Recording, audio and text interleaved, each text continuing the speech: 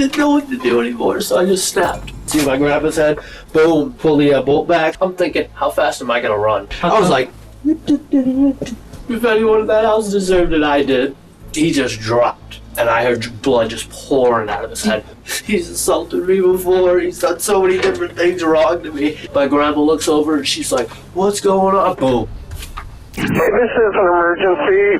We noticed a window off the side, and one person went in and looked and discovered a body. Okay, do you know who it is? Yes, I do. Janet and Rick Sweet. On May 13th, 2012, the family of Rick and Janet Sweet made a horrific discovery at the couple's home in Manchester, Iowa. They had no idea the dark secrets that were soon to be uncovered. But in this twisted case, it was the police who were left shocked at the admissions of a too-honest killer, a killer who you will hear from in an exclusive, never-before-heard interview. The relatives of Rick and Janet Sweet had planned to celebrate Mother's Day as was their yearly tradition. But as the family approached the house that day, they instantaneously felt that something was very wrong. This feeling was confirmed when they knocked on the door and no one answered. Immediately, they noticed that one of the windows had been shattered, but in no way could they predict the gruesome findings that lay inside. Peering through the broken glass, they glimpsed a horrifying sight. Rick and Janet were inside, both in pools of blood on their couch, murdered in their own home. Shocked and in a panic, a call to 911 was quickly made. There is certainly a body inside, and I noticed a gunshot through the window, and so rather than go in and explore, we're calling you. But a burning question lingered in the air. Who could have committed such an evil act? The horror of the discovery was made all the worse as the investigation began. Rick and Janet's family members quickly informed the police that there was one person still unaccounted for. The couple's 17-year-old grandson, Isaiah Sweet, who lived in the home with them. Fearing that he may have met a similarly grisly end, authorities began looking for the missing teen, but they never could have imagined what they would uncover when they finally caught up with Isaiah. On May 14th, the day after the bodies were found, Isaiah was finally located in Cedar Rapids after previously driving 75 miles to Iowa City. Apparently, the teenager was spotted walking towards a park and was quickly pursued by nearby officers. Isaiah seemingly tried to outrun them, but quickly surrendered once he heard the sound of police dogs on his trail. Now knowing that no harm had come to Isaiah, at least not the kind that his grandparents had suffered, the police were eager to hear if he had any insight into the horrific crime. He was promptly brought in for an interview. You'll notice that Isaiah is in handcuffs, and you'll soon understand why. Put those things off you. Probably feel a little bit better. Oh, yeah. You're gonna be good with me, right? Yes, sir. All right. The detective offers to remove Isaiah's handcuffs as a gesture of goodwill and to try and build positive rapport with him. This also serves the purpose of removing the constant reminder that Isaiah is in police custody, which may help him feel more comfortable. Why don't we shut this thing for privacy, okay? Yes, sir.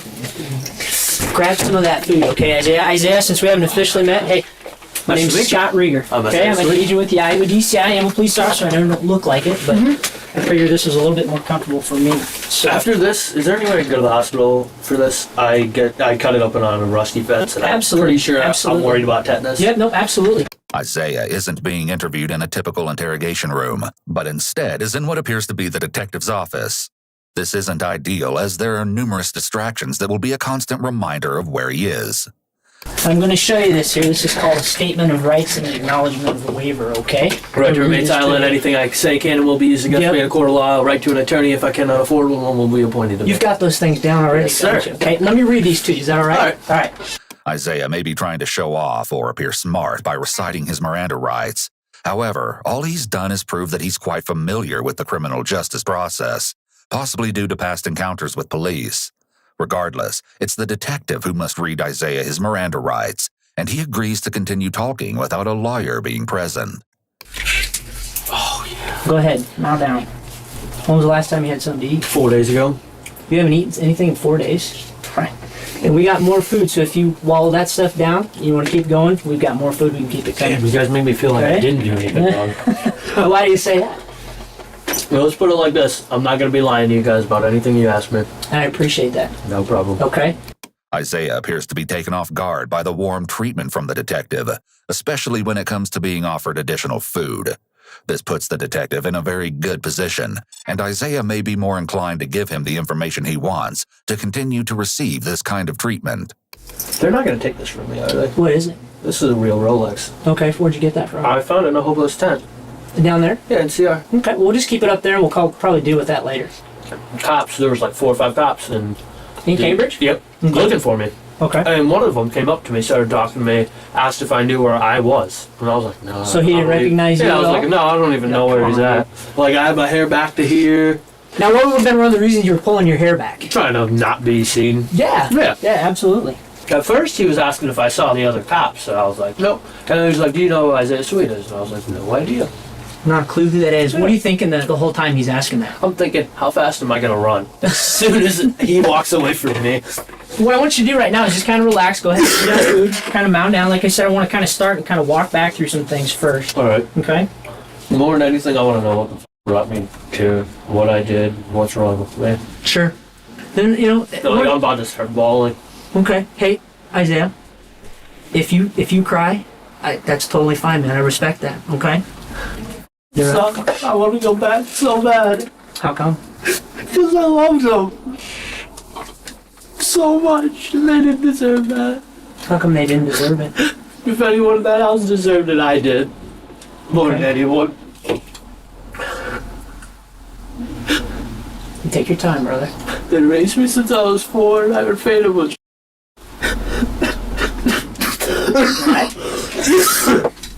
Janet and Rick had taken custody of Isaiah when he was just 4 years old, due to their daughter's inability to care for him. Stacy Sweet, Isaiah's mother, had allegedly suffered from substance abuse and could no longer support her young son. But her parents were more than willing to take him into their home. Immediately, Isaiah will answer one of the questions looming over the investigation. But even with this reveal, there are even more disturbing questions left to be uncovered. When you say what happened that night at the house, what happened? shot both of them. Okay. What'd you shoot him with, Isaiah? The assault rifle. An assault rifle? You remember what it looks like? Black. Okay. What Black, bolt action, 10 or more round clip. It's Czechoslovakian. Okay. AR-15. Okay. Okay. It takes a lot to admit that, Isaiah. Okay. That's not an easy thing to do. Okay, and Isaiah, I'm this not is... gonna play dumb with you. Okay, and I appreciate that. Although Isaiah has just admitted to killing his grandparents, the detective so desperately wants to get to the bottom of how this horrific crime came to be. In doing so, he ensures that there is nothing preventing Isaiah from answering any question that may be thrown his way. How you feeling, right? I mean, you're with me right I now, feel right? like I don't really know much, but Okay, let me ask you this, Isaiah. You understand who I am. yes, sir. You understand I'm a police officer. Yes, sir. You understand that the guys who brought you up here, why they had Yes, to find sir. you, okay, and they brought you up there. There's nothing medically right now that's preventing you to talk to me, No, sir. right? But you understand the questions I'm asking you right now, okay? There's no question that you're not smart enough to handle these I'm questions. extremely intelligent. Okay. And you know what? I get that. I think you I are. just make stupid choices. Yeah. And sometimes we do, Isaiah. Look at me. I'm never gonna be able to go back on it. And that's, you know what, Isaiah, part of this is that what you're doing today by telling me the whole truth as far as what happened, not only what's leading up to it, but what happened during it. I know it's going to be tough to walk through, but we need to do that, okay? And then we need to talk about what happened afterwards, okay? All the details we need with this is your chance to start healing yourself on the inside. Walk me through Friday. What's going on Friday? Walk me through the time you wake up on Friday morning. We'll kind of walk through that. Friday. When someone's gaze drifts to the left after they're asked a question, this generally indicates that there is some inner dialogue going on in their head. This doesn't necessarily mean they're being deceptive. However, detectives will take note of this behavior. I sat at home on house arrest all day. Okay, And we're then- Grandpa and Grandma home? And then I went down to the basement. There's a door that goes into the garage from the basement. I went up to the garage and then in their room, took the assault rifle out of their room. And then I loaded it with 10 bullets, walked up the stairs, took like a point like this. I had earmuffs on and everything. I took a point like this, stepped up one stair so I could see my grandpa's head. Boom, pulled the trigger back, pulled the bolt back, shot my grandpa twice in the head. Where was your grandpa sitting? They were both sitting on the couch. Okay. And where were you at? I was on the stairs coming up, like Coming up from that landing? Okay, because I've heard, I haven't been inside your house, but some of the guys were up there the other day and they're kind of going through it. hollow point assault rifle rounds. And then I went up to him and I just broke down and started crying. I told him how much I loved him. Apparently, the teenager was heading down a tumultuous path filled with partying, substance abuse, and rebellious behavior. During his high school years, Isaiah had supposedly begun to fraternize with a crowd of older kids, where he used substances such as marijuana and methamphetamine. Along with this, he allegedly possessed severe learning disabilities, making his education all the tougher to accomplish. Unfortunately, this only led to further issues, as Isaiah dropped out of high school at the age of 16. It seemed that after this, the unruly teen's dangerous actions were beginning to manifest at home.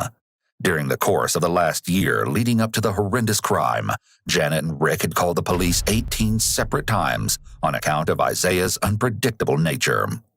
On one occasion, that in hindsight would foreshadow the events that followed, Isaiah threatened to kill his grandfather and hurt his grandmother, along with burning the house down. On September 8, 2011, police once again made their way to the infamous house to try and stop the emerging incident. They instructed Isaiah to calm down, but instead of obeying the command, the angry teenager retaliated by going at his grandparents once more, before being handcuffed and placed on a couch. It's reported that once calm, Isaiah was informed that he would be charged if the officers had to return to the house. Numerous other encounters consisted of the same nature: violence, substance use, and threats. At one point, Isaiah was supposedly threatening Rick and Janet so much that they wanted him to be placed in foster care. But they were promptly notified that this wasn't an option, as Isaiah's mother would have to be the one to take him in, which the grandparents did not want. On April 11, 2012, the most recent call to the police was made due to the fact that the teenager was using a lighter and aerosol to make a blowtorch inside the house. When police arrived, Janet insisted that rather than arresting Isaiah, she simply wanted him under control. The officers helped to calm the situation before they left without incident. Another call to law enforcement occurred when the grandparents suspected that Isaiah had been using illegal substances, which was confirmed once a search discovered a marijuana pipe within the residence. Despite the history of police calls, Isaiah tells a very different story of this turbulent period in his life, and you'll hear it all for yourself. I've tried to kill myself every single night since it happened. Take your time, man. It's possible that Isaiah is seeking attention or sympathy from the detective. I just want to know what's wrong with me. Well, would you agree that there's nothing wrong with you, Isaiah? Would you agree with me on that? From this standpoint, Isaiah, look at me, okay? Okay? I don't think that there's anything wrong with you. I'm just going to prison for the rest of my life. Well, Isaiah, let's not focus on that right now. Let's focus on getting past this thing right now as far as what happened, okay? If you can focus on those details with me, okay, we'll worry about all that other stuff later. Okay? You're a normal, smart kid, right? Okay, you're nodding your head at me, yes, all right? And I've spent the last 2 days with a bunch of our other agents. We've been talking to people that know you. I haven't heard one person that said, you know what, that guy's a moron. You're a smart guy. Okay, would you agree with me? Oh, we've talked to all your friends, okay, people that used to know you from school, okay? And Isaiah, the story that they're telling us is that you're a pretty smart kid. Would you agree? Really intelligent. Yeah, okay, so I don't think that there's anything I took wrong. an ACT pre-set stick out of 32. Okay, that's pretty good. Yeah. That's pretty good. But you agree with me, there's nothing wrong with you, right? Just whatever came over me, other than that, no. Okay. The detective may be trying to confirm that there is nothing wrong with Isaiah that could potentially indicate that he was not in his right mind when he committed the murders. At the same time, it's possible that he's flattering Isaiah about his intelligence as a way to build rapport. Let me ask you about this. I think you mentioned that you went downstairs into the basement. Which did you go for first? Did you go for the rifle or did you go for the ammunition? Walk me through that. Okay. When I went downstairs, first, I was just going to hit them both in the head with a bat. Okay. So it wouldn't be so messy, you know, it wouldn't be gunshot from an extremely loud assault rifle. Sure. What's going through your mind when you're making that choice? When I came up right behind my grandpa when he was washing dishes with a bat in my hand. I put it right behind his head. Came back like this and I couldn't do it. That night? Yeah. Okay, did he notice you were back Nope. there? And I came up behind him about 15 different times and he didn't notice me once. What about your grandma? Nope. Emotionally, it would be much more difficult to kill someone with an object like a bat or knife.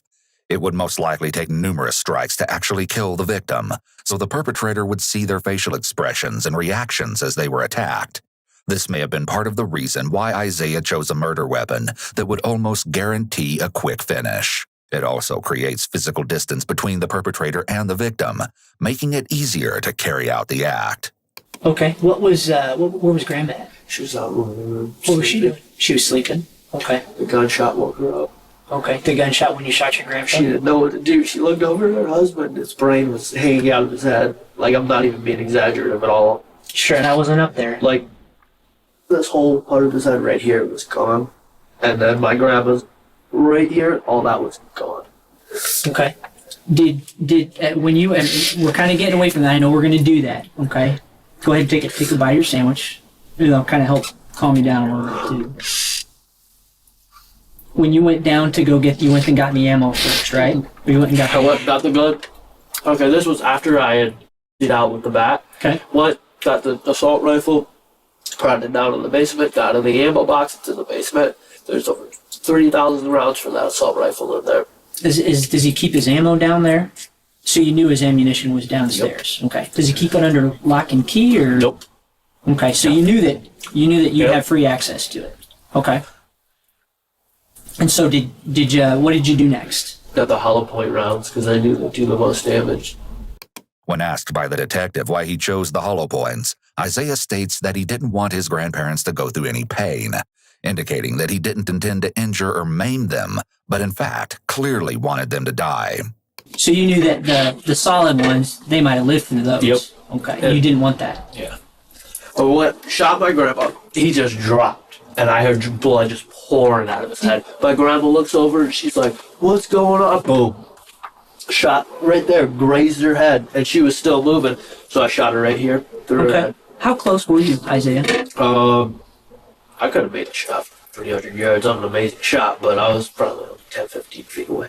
If that. Okay. Well, honestly, from the barrel of the gun to my grandpa's head, 6, 8 feet. Next, the detective asks Isaiah why he wasn't able to go through with using the bat as the murder weapon. Why'd you stop? Why didn't you use the bat? Bring myself to put them through any sort of pain. Okay. And I think you mentioned it would have been too messy too, right? No, I didn't want it to be messy. Okay. That's why I wanted to do it with the bat. Okay. Did you think the bat would be a cleaner way to kill him? Cleaner. Okay. Had you done any research on the internet about this, or? Yes, sir. Okay. What kind of websites did you go to? Let's put it like this. I was typing in best ways to kill somebody and all this And if I would have waited one more day, I would have killed him the cleanest way possible. Which is what? Nicotine poisoning. And Isaiah, you understand that these are your grandparents. You know that they're human beings, they're people, right? Yeah. You're nodding your head at me, yeah. Okay. Is there any particular time why you only shot Grandpa once? Because I heard blood pouring out of his head like so you a knew fire hydrant. You knew he was dead? Oh, yeah. Okay. And why the 2 shots with Grandma? She moved right after I shot her. Okay. Did she look at you? Did she say anything after you shot her? She twitched. And I thought maybe, it's probably just the twitch they get after they die, where they just create on themselves. Sure. Yep, I know what you're talking about.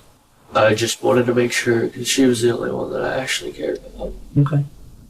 You think you were closer to your grandma than your grandpa? How long have you been living with them? Since I was 4. Okay. Honestly, I wish I would have myself that night. How come? Because they didn't deserve it, and I did. When it's over, okay, and you know that did you check to see if they had a pulse? Did you check them at all? My grandma's whole side of her face was blown off, and so it's his. So his brain was on the coffee table. But you didn't go over and just to double check. I kissed both of them and then packed my left. Okay, why'd you kiss them? Because I love them. Kissing his grandparents after killing them could be an indication that Isaiah may have had some sort of emotional response after all. But at the same time, he may be lying, as he would have likely gotten blood on his face or clothes, and he made no mention of changing before packing his bag and leaving. If he is lying, he may be trying to present himself to the detective as remorseful or caring. Furthering this, Isaiah then states that after he had committed the unthinkable acts, he prayed for forgiveness. Did you pray for forgiveness because you knew what you did was wrong? Right away, I just did. Right away, I wanted to take it back. I don't know why I did it. After that, you said you packed up some stuff and then you left. How much time did you spend in the house after they were shot? Half an hour. Okay. Drove straight to Cedar Rapids. Met up with my ex-girlfriend. There, threw the assault rifle out on 13. Okay. On Highway 13, Yep. or? Didn't see it on the way back, so. Okay. I figure if someone sees a really nice gun laying on the side, They'll probably pick it up. Okay. I'm surprised the police didn't find it for me. Okay. Well, and we'll talk about that too. Okay. This signals that the detective may already have knowledge regarding the murder weapon, and the police might even have it in their possession. As you're getting stuff ready in the house, did you pick up any stuff, take anything out?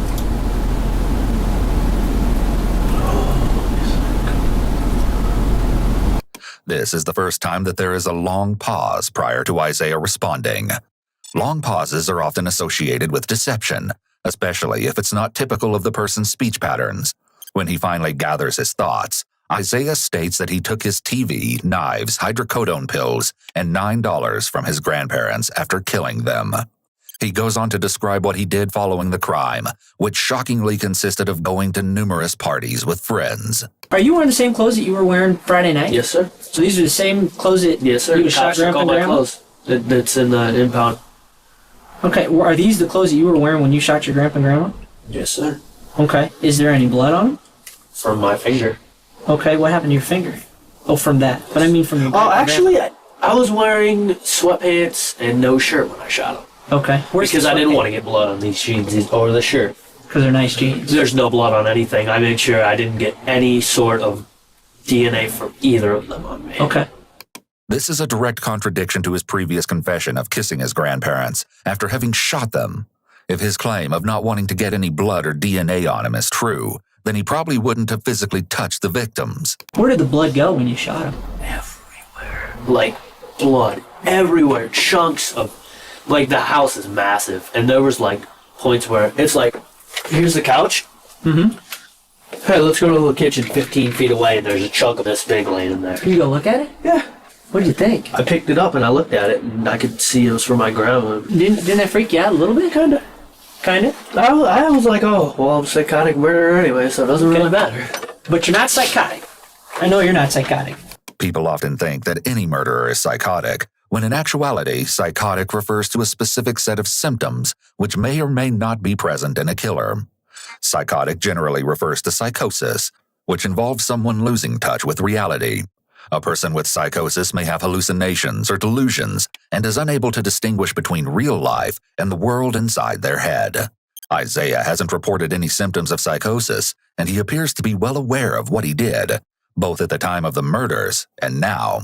The detective likely wants to put on record that Isaiah understands he was not psychotic when he killed his grandparents, so that it can be presented as evidence when the case goes to court. I feel really good about myself being so compliant, though. You should. I mean, and here's one of the things too, Isaiah. I want to make sure that this is abundantly clear. Is that I know that as we talk through these things, don't embellish anything with me. Okay, you got to shoot me straight. Okay, I need to know. Okay, who was over at the house, who you talked to, and it's not you snitching. You know what that is? It's you telling me the truth. Are they gonna get arrested and I have no control over whether or not they're going to get arrested. Here, let's put it like this. There was one more gun, and I took that, but I didn't use it. What gun was that? Sawed-off 12 gauge. Okay, what'd you do with that? Sold it. Okay. And then I gave the assault rifle to Brandon Allers, gave the TV to Brandon Allers. So you didn't throw it? You didn't throw away the gun? Okay. And they transported it out of town right away. Okay, how come they transported it out of town? Okay, they didn't want hot guns. Did you tell them it was hot? They knew I'd killed my grandparents. They came in the house right after it happened. And why would Brandon be going over to your house on Sunday? He wanted to steal the truck. The white truck. Okay. He wanted that white truck. Did he talk to you about that? Yep. How did he talk to you about it? He wanted to know where the title was. He wanted to know where everything was. Other it was my ass. Okay. And did he tell you that, I mean, had you told him that you'd killed your grandparents? Okay. And what did he say? He was the one who gave me the nicotine poisoning suggestion. I thought you said you got that over the internet. Nope. That was him. It's possible that rather than protecting other people as he claimed, he left this part out of the story for self-serving reasons. He may have known that there was no explanation for people being in the house after the murders that would fit with his narrative to the detective about how he was immediately remorseful. If somebody told you what to do, I need to know that. If you found on the internet, I need to know that. But don't mix those two up, okay? You gotta shoot straight with me. He told me about all this, and I looked it up on the internet. Okay, when did he tell you about that? Same day, Friday. On Friday? Yep. What did you tell him? I told him I just planned on killing him, taking some, leaving. He was like, "You're gonna give me that assault rifle and that sawn-off." Isaiah tells the detective that immediately after shooting his grandparents, he went to pick up Damien, a friend of his, before supposedly bringing him to the crime scene. That fact that Isaiah brought his friend over to the house after committing the brutal act is disturbing to say the least. Isaiah now tells the detective that he took a sawed-off shotgun, a knife, the rifle, the truck, all of his toiletries, the TV, and some clothes from the house. Afterward, he drove Damien back to the house of their friend, Brandon's girlfriends. Then another detective enters the room with food for Isaiah before the two make small talk. Well, honestly, I broke my phone in half a couple nights ago because Dalton calls me and he's like, "You killed your grandparents." And I was like, "Nope, never happened." Just denied it all because one of my friends calling. I thought he was just with me. And then this girl sends me a picture of News Squad and a bunch of cops in front of the house. So I snapped my phone in half. As they talk, Isaiah mentions something particularly tragic. My mom doesn't even know what's going on right now. Kind of worried about that, but Sure. oh well. That's understandable. It's your mom. Yeah. When was She the last doesn't even time know you her talked to parents her? are dead. Oh, she doesn't know at all? No, she doesn't know her parents are dead. When was the last time you talked to her? Probably 2-3 hours before I snapped my phone, I called her. Okay. She was pretty much the only person I didn't tell the real story to. Okay. I told her I was on the run. And a few of my friends, I was like, "Oh, I sold the truck and just left." Sure. A couple of them, "Oh, I killed my grandparents." "Oh, well, let me come over to the house and loot." Isaiah's stories seem to be rather jumbled, but this could be out of anxiety from the interrogation, or the fact that he knows he is caught and there's no way out at this point. When the first detective enters the room again, he begins to question Isaiah's tale regarding his apprehension. Why you run from the cops? What were you afraid of?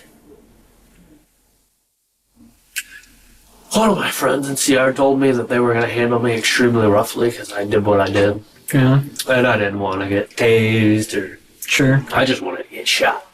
Why'd you want to get shot? So then I wouldn't have to... Okay. Why didn't you want to kill yourself? Because it was too damn hard. It just didn't work, ever. Just didn't work. Never works. Okay. I just think God wants me here for some damn reason. Okay.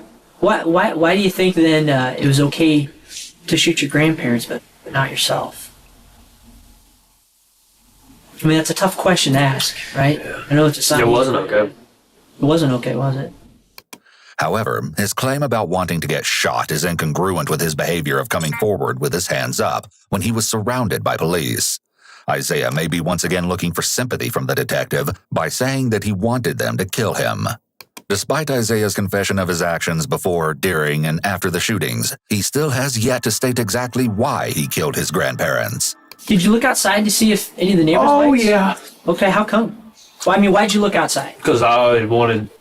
Well, I took a shower and packed everything up. I wanted to make sure no neighbors would like, "Call the cops, holy shit." Did you watch? I mean, did you check yourself did you see if you got any blood on you or anything? I had nothing on me. Nothing? I mean, did you look I was yourself far, in the mirror? I was far enough away to a point where nothing, like, all the stuff they all went that way and I was this way. Okay. I mean, there's probably some traces of guts and brains on my feet because I kept stepping on people and it was really gross feeling. What were you, were you barefoot when you shot him? Mm-hmm. Okay. And you haven't washed your feet or anything since then? Okay. Well, no, I did take a shower at my therapist. Scratch that. This negates Isaiah's previous statement that he took a shower at his house immediately after the shooting, and is yet another hiccup in his story. He goes on to explain how his therapist, Candace, is his aggression replacement therapy teacher, and is one of the few responsible adults in his life, if not the only one. Later, however, exactly how Isaiah arrived at her home following the crime will be uncovered, and it only goes to show that wherever Isaiah was, trouble wasn't too far behind. What's aggression replacement treatment? How not to do stupid shit that gets people besides me hurt. Okay. Like how not to hurt people around you. Okay. I'd passed the class the weekend this happened. You've been doing pretty good in the class? Good. Okay.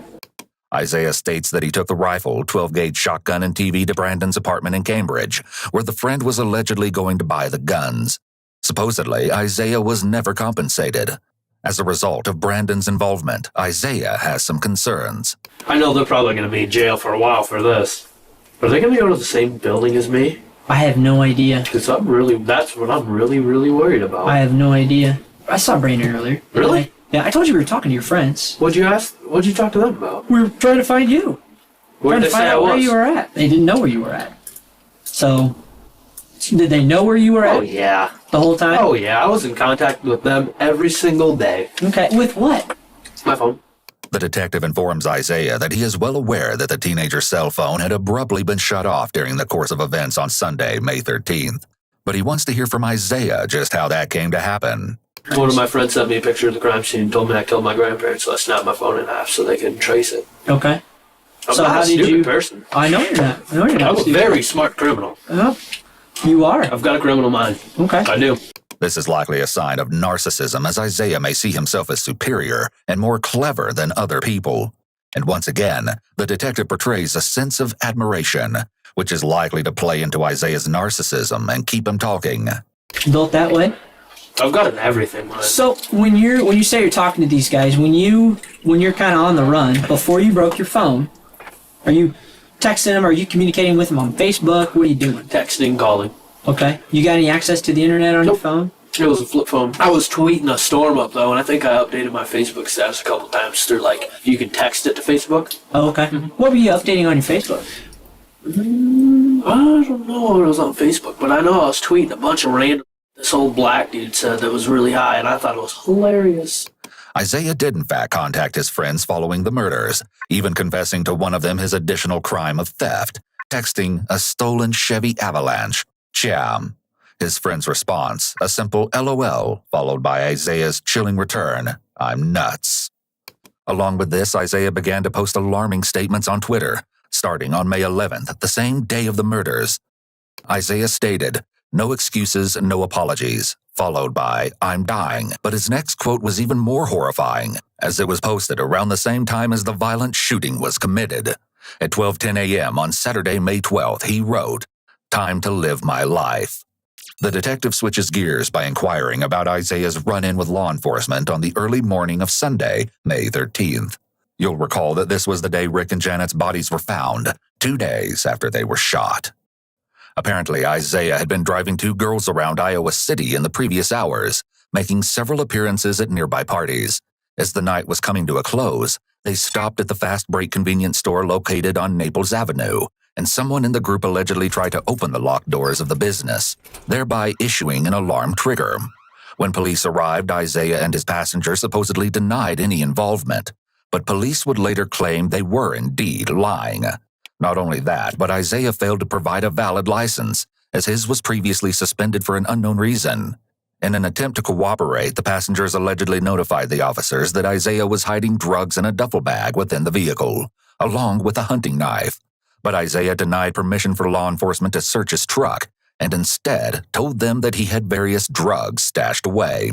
Isaiah was quickly taken into police custody, where it was discovered that he launched another string of abnormal tweets. At 6 a.m. on Sunday, May 13th, he posted, "Damn, can't wait to get out of the cop shop. Hashtag 6 unnecessary hours." Numerous others are too explicit to read, but nonetheless, Isaiah was not afraid to say what was on his mind. As he tweeted away on his phone at the police station, officers notified Isaiah that he could only be released upon the authorization of a legal guardian, since he was underage. The teenager swiftly realized that this was a massive issue, as his two legal guardians were, thanks to his doing, no longer alive. According to him, he lied and told law enforcement that his grandparents had been in Minnesota on a fishing trip and had limited cell phone service, but they would be able to get in contact with his mother. Sure enough, Stacy allowed Isaiah to be released and handed over to his therapist Candace, where Isaiah supposedly ate sausage, eggs, and hash browns and took a shower.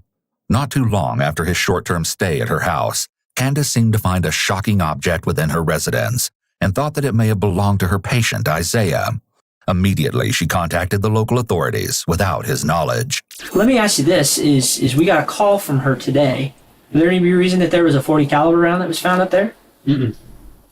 Nothing? Did you have a handgun on you at all? No, sir. No .40 caliber You can rounds? lie detect me for that. No, Okay. sir. Okay, so .40 caliber round that would have found up there. Where was it found? in her house. Really? Mm-hmm. No, sir. Not from you? No, sir. Okay. You're sure? Absolutely not. Okay. Although the .40 caliber round was identified at Candace's home, it has never been confirmed as to who it belonged to. Isaiah states that his stay at his therapist's house lasted a mere hour and a half before she supposedly drove him back to the Cambridge apartments, where he met up with a girl named Alicia. Did anybody even try to go to my phone records? That's one of the things that we commonly do, is we try and get phone records. Yep. And if you have murder charges or something, felony like that, you can get phone records like that. But how do you know that? I know everything. I know, but how do you know that? I mean, you researching it? I know a little bit of everything about everything, honestly. Like, Okay. You learn something new every day. Sure. Isaiah appears to possess several narcissistic traits, such as being egotistical and having a grandiose sense of self.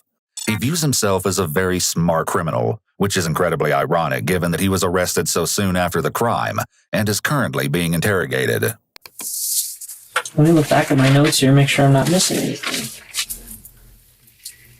If you want, I can look through them and tell you if you missed anything. I bet you could.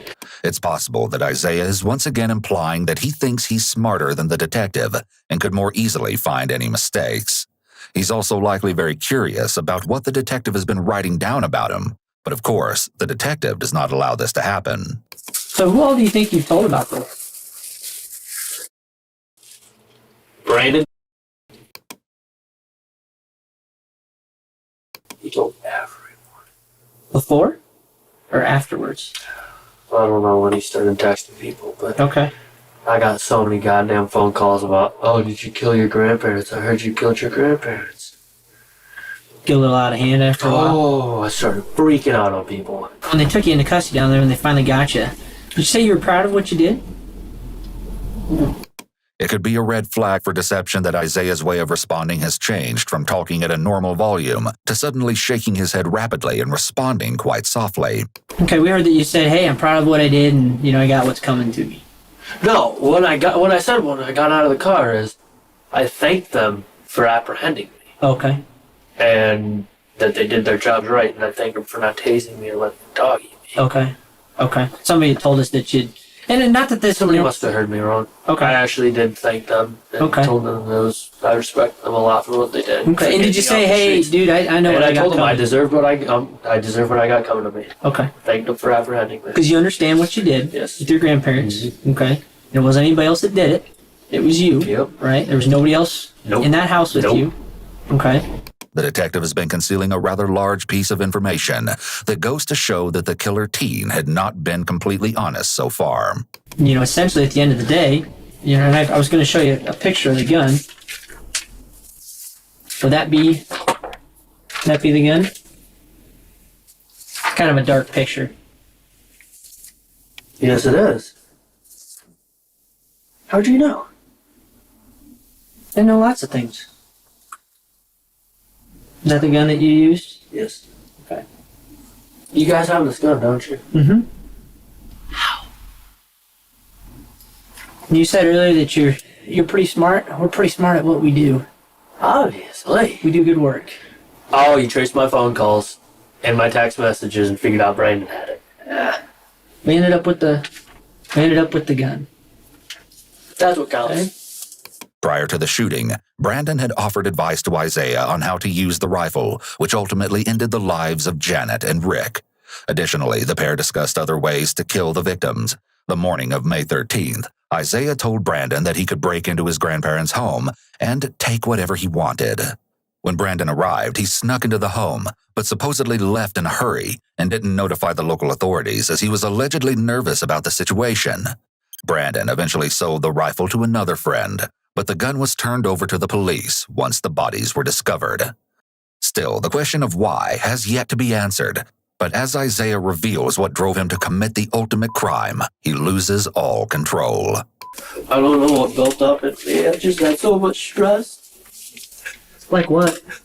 My grandma was dying of cancer. My grandpa called me a piece of shit every night of my life and every day. He constantly told me to just kill myself or fall off the earth. They treated me like... I've tried so hard to help my grandma with everything. But my grandpa made everything so hard because he'd always stress me out, scream at me for no reason, and I didn't know what to do anymore, so I just snapped. Shot both of them and stole the truck. Okay. If Isaiah's claims are true, this type of long-term verbal and emotional abuse from his grandpa would have been extremely damaging. However, it's important to keep in mind that he could be lying in order to provide a justification for his actions. After all, he doesn't say that his grandma was abusive, and he still killed her as well. We also cannot verify any of these claims. What did she, and why did you shoot Grandpa first? Why? He's made my life a living hell. Okay. How long had you been thinking about doing that? That one day. That one day? That one day. Okay. Nothing before, because... Well, I had thought and thought, but I never really made a plan. Okay, when you say I thought, what kind of things are you thinking? I wanted to kill my grandpa, but I never wanted to hurt my grandma. Yeah. It's just, I could have just left her there. Shouldn't did it. Isaiah's legs are shaking, possibly from the anxiety of being questioned or reliving the trauma of committing a violent crime. If he had previously been a danger to himself as he claims, this could also be the cause of his notable trepidation. Okay, and did he see it coming? He didn't even notice. I mean, where was he was looking? so drunk and high on his oxycontin and hydrocodone, Okay. he didn't even know where. Let me do this if I can. If you stand up real quick. If I'm your grandpa sitting over on the couch like here. Are we this close? He was sitting like this, Okay. kind of down like that. I was right about here on the stairs. Okay, so is he hunched over? Is he asleep? Yeah, no, he's just out of it Just like on his this. drugs. 'Cause he Yeah, he was like hunched over this. like. Well, I was on the 4th or 5th stair down at first, so I could see his hair from there. When I took the first shot, I took one step up, a stair up, so I could see his whole head shot. Where did And the first then- shot hit him? First shot straight through his head, Right here? right temple. Okay. Right temple? No, like right in the temple. Oh, right in the temple. Okay, and what'd he do? Smacked his face off the coffee table. Okay. So when you're coming up the stairs, did you kind of sneak up the stairs a little bit? I was like, How come? I didn't want him to hear me. Okay. Okay. And then, like, as soon as And where's Grandma? I took this step right here, Grandma would be like 3 feet to the side That of you. way? Yeah. Okay. Okay, and I stepped up the first stair, took the shot, stepped up the second stair, took 2 more shots. At Grandma? By demonstrating how the killings occurred, the detective is solidifying the fact that this shooting was not in self-defense or in any way provoked by his grandparents. Grandma treated me terribly. Nobody would ever believe it.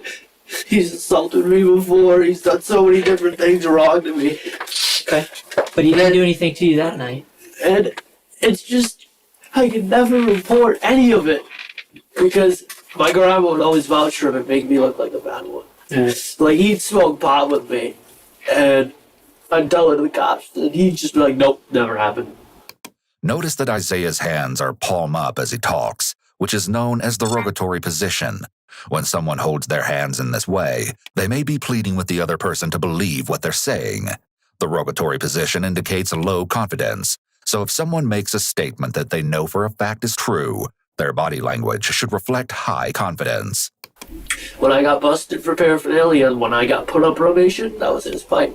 I tried so many times to tell the cops that, but they were like, it's in your room. And I was just like, it was his though. Okay. The detective handles a question raised by Isaiah that is sure to come as a complete surprise.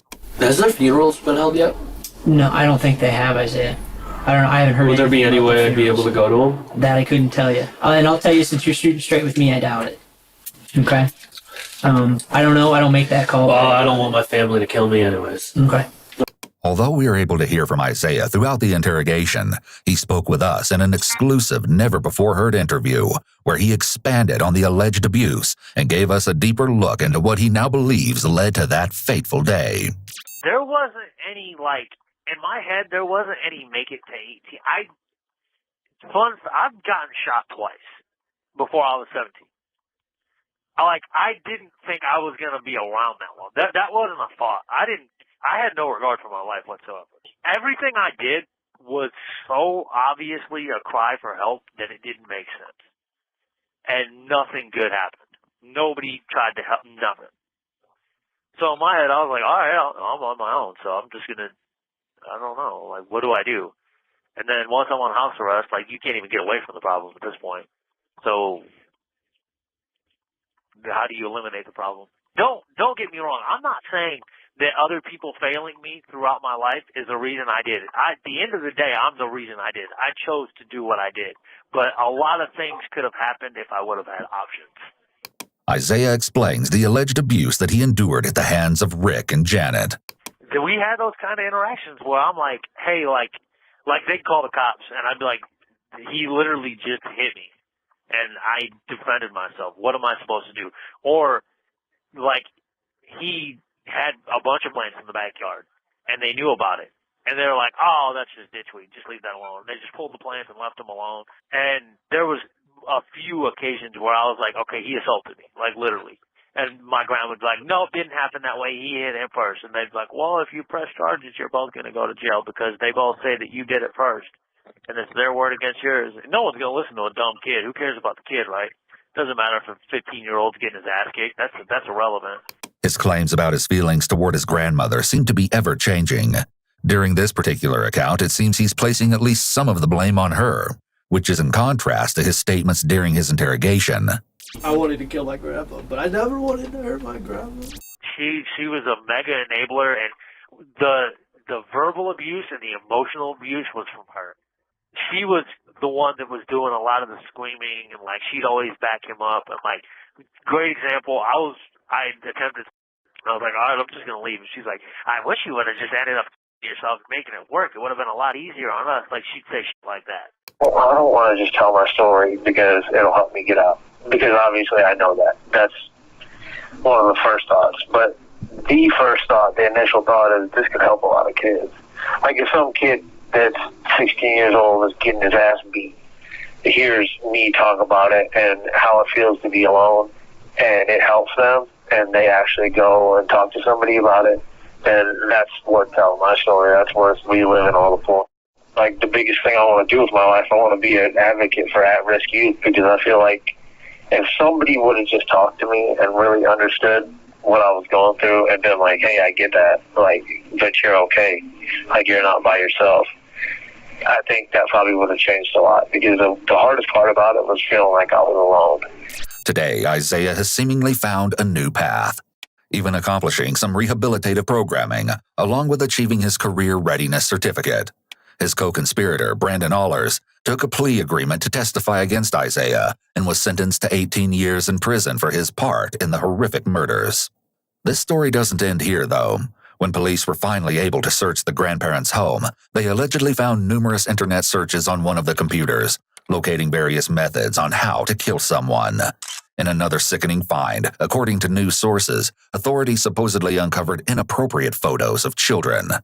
The pictures were allegedly found under the grandfather's account, but nothing else has ever been revealed about the horrendous discovery. During Isaiah's trial, a clinical psychologist testified that during the time period of the crime, Isaiah possessed the emotional maturity of a 12 to 14-year-old.